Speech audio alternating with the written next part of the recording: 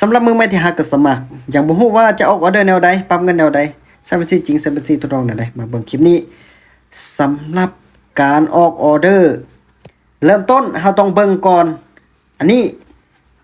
ตอนนี้จะมีอยู่ที่2บัญชี1บัญชีจริง2บัญชีทดลองโอเคเอาเลือกใส่สำหรับมือใหม่ใส่บัญชีทดลองตัวนี้ตัวสีส้มๆนี้เอิ้นว่าบัญชีทดลองจะบ่มีได้บ่มีเสียถ้าหมดเฮาก็สามารถรีเฟรชนี่ได้ถ้าหมดรีเฟรช 1,000 คือ 1,000 ต่างจากบัญชีจริงตัวนี้หมดก็ถือว่าหมดเลยต้องได้ซื้อเหรียญเข้ามาถ้าว่ามีกำไรก็สามารถถอนออกได้ส่วนบัญชีเดโมบ่สามารถถอนได้สำหรับการปรับเงินก็คืออยู่บนนี้เนาะอยู่บนนี้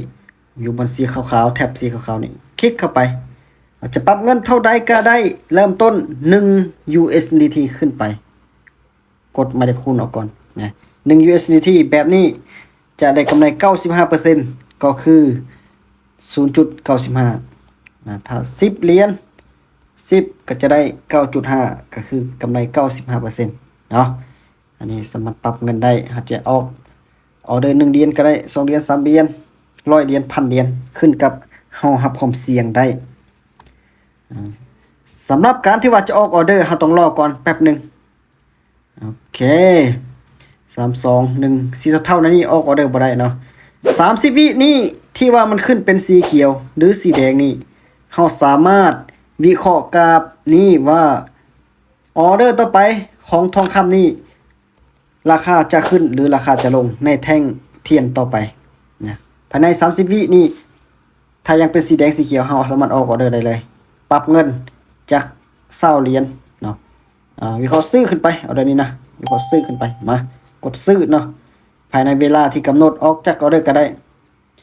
โอเคถ้าว่าเฮากดซื้อขึ้นไปแบบนี้เนาะกดซื้อขึ้นไป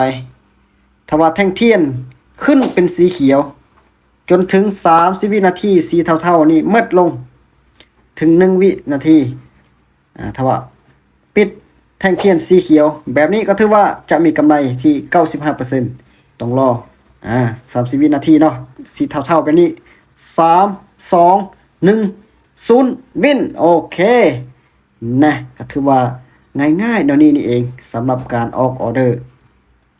ภายในเวลา30วินาทีนี่ให้เฮาวิเคราะห์รอท่าอีก30วินาทีก็ถือว่ารอผลรวมแล้ว1นาทีสำหรับการเทรดใน XR Trade เนาะนี่สามารถวิเคราะห์ได้แต่จุดสำคัญสำหรับมือใหม่แม่นแนะนำให้ใส่เงินทดลองสีส้มๆนี่ก่อนจะบ่มีได้มีเสียจะออกออเดอร์1,000เหรียญก็ได้ออกออเดอร์1เหรียญก็ได้จุดสำคัญคือฝึกซ้อมให้มีความรู้เนาะซ้อมให้มีความรู้ก่อนที่ว่าจะเทรดมันสิจริงเฮาต้องมีความรู้ในเทคนิคก่อนเทคนิคการบริหารทุนเทคนิค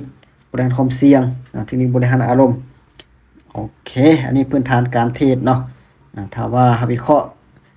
ว่าจะแท่งต่อไปจะขึ้นสีแดงหรือสีเขียวหรือราคาจะขึ้นจะลงเฮาก็สามารถออกออเดอร์ได้เนาะ30วินาทีนี้สำหรับนี่ก็ถือว่าเป็นพื้นฐานสำหรับมือใหม่นะถ้าผู้ชำนาญแล้วก็สามารถบริหารความเสี่ยงมีกำไรและก็ถอนอย่าลืมการลงทุนมีความเสี่ยงต้องศึกษาให้ดีก่อนลงทุนนะ